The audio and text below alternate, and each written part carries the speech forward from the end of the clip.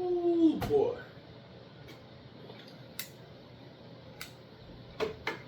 Oh, my goodness.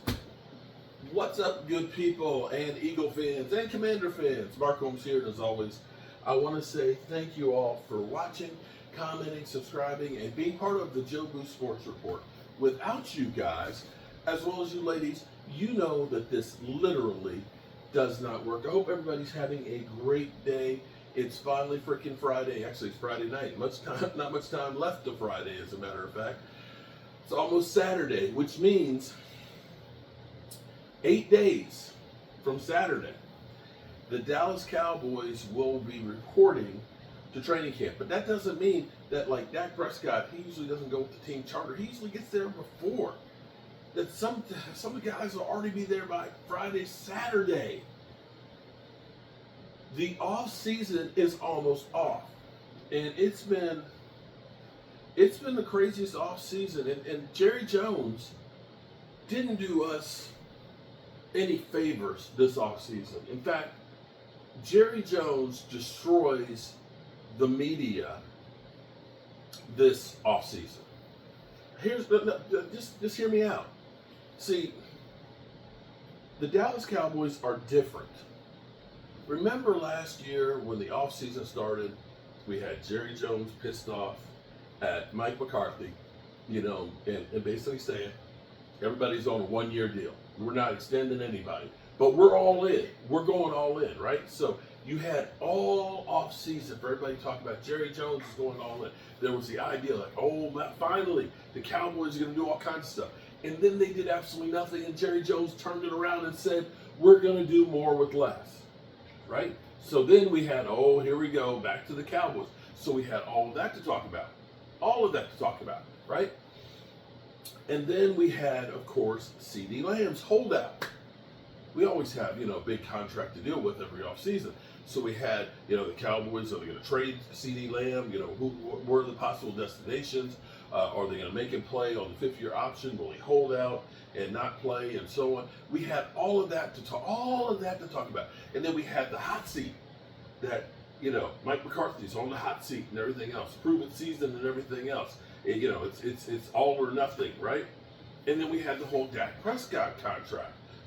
Will Dak Prescott, is this Dak Prescott's last chance? Is Dak Prescott going to play on the last year of his contract and then go? What are the teams that he's going to go to?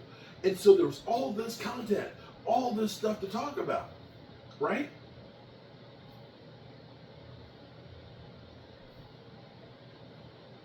None of that this year. Yeah, they got the contract they need to do for Micah, but Micah's already kind of cut off the path. I'm a Cowboy for life, and we'll get it done. No big deal. I'm not holding out. Okay, so that killed the whole C.D. Lamb situation of him holding out. Will he show up for camp? So you don't have what will be talked about. Was talked about then. What about C.D. Lamb? How's it affecting you? Dak Prescott, blah, blah, blah, blah. We didn't even have Dak Prescott in this off cast. So we don't have the holdout issue, okay? We don't have the coach on the hot seat, although Mike Farello is trying to say he's going to be one and done and all that, but who cares what he says, Mike Farello. But we don't have the hot seat issue to talk about, right? So there's no hot seat issue. And of course, Dak is now healthy, and he's got his contract. So there's no Dak Prescott. Will he get paid? Will he get traded? Even though they're still trying to put the, Dak Prescott's on the hot seat. He's been on the hot seat every year for 9 years. Now, I want to flip this around for a second here, because this goes to show you the power of the Dallas Cowboys. See, here's the thing. Let's suppose for 1 minute that the Washington Commanders were actually what's happening with the Commanders was actually the Dallas Cowboys. I know. Feel free to laugh and say, Joe, oh, well, they were in the NFC Championship game last year. The Cowboys haven't been there for 30 years. Okay. I get it. Okay? But here's the thing. Equate what happened last year with C.D. Lamb not showing up and how literally everybody was camping out on that issue. We have Terry McLaurin, who I don't know if this was a real story or not. You had Ernie, the Cowboy fan, post this, that the Commanders called and asked about the availability of Micah Parsons, and with a trade involving Terry McLaurin, and that Jerry Jones allegedly laughed at him and said, "Why would I want a third wide receiver, a number 3 wide receiver?" I don't know if that was true. I doubt it was true. Maybe it was Ernie the Cowboy fan was having some fun. But if that were the Cowboys, it would be talked about ad nauseum. Landing spots for Terry McLaurin, or is Terry McLaurin get to play on the last year of his contract and stuff, Are the Cowboys, are they making a mistake by not signing him? Should they sign him? Or why they shouldn't sign him? And it would be all kinds of content, right? Put on there that, imagine when the Cowboys didn't re-sign players like Dante Fowler.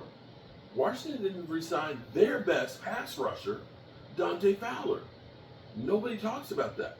And nobody talks about the fact that their defensive front was terrible last year, and they've done nothing to address it. It got worse. They lost Allen. They lost Dante Fowler. But nobody talks about that. All they say is, "Oh, Washington is so talented." Are they? Are they really? I don't know. Debo looks like he's about 8 months pregnant. Michael Gallup, I don't know that he's ever going to be that guy again. Noah Brown was carted off with a kidney issue that ended his season last year. And Jaden Daniels is going to have to fight through the sophomore slump. I don't know. Maybe Washington is one of those teams that jump up and make the playoffs and then don't the next year. Keep in mind, when the Eagles won the Super Bowl in 2017, their very first Super Bowl, the year before they were last place in the NFC East. Go figure. So, Jerry Jones screwed us all over this offseason. But I'm not mad at you, because you actually ran the team like most teams run themselves. But what we do know is the Dallas Cowboys, love them or hate them, they move the needle. Oh boy. I have to say, I'm kind of tired. My legs are killing me. I have been burning the midnight oil, and these mother humpers, I feel actually very, very proud. Over the last 8 days straight, because my Samsung phone tracks your steps and stuff, right? If you go over, my goals are 10,000 steps a day, which equates to 5 miles. Now that's all my walking. That's me walking to the bathroom. That's me walking outside. It's me walking to go get another cup of coffee. That's me walking and picking up, working and climbing up the ladder, or going for a walk with the missus first thing in the morning. I have averaged, as at this moment, 12,890 steps a day. And for my age group, this is crazy. I'm averaging like 7,000 steps more per day than people in my age group. I literally am in the top 5% of people in my age group. But you want to hear something that's even crazier? My age group does more walking than all the other groups combined. Us old people are getting it done walking. But not only is it just walking, I've been working. I had a big pile of rocks that I put around the front flower beds in the front. There's a flower bed that's back over there around the, I made a water feature, so I'm, not just walking, but I'm carrying shit. I've been cutting up all this firewood for my mom, because she still burns wood and things, so rolling logs and cutting logs and stacking logs and everything else. So I've been moving that kind of stuff, and it's been working. I am back down to 260 pounds. I know that still sounds like I'm a fat ass because I am. Actually, my wife will tell you I ain't got that much ass. She says, belly wise, yeah, you know, you got a lot of belly.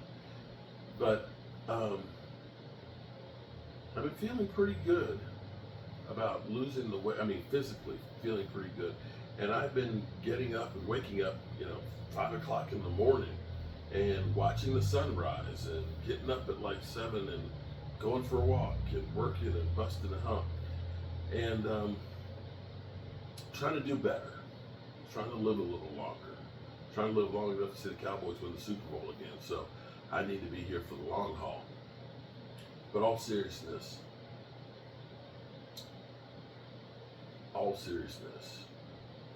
take care of your health, see the doctor, and follow what they tell you to do.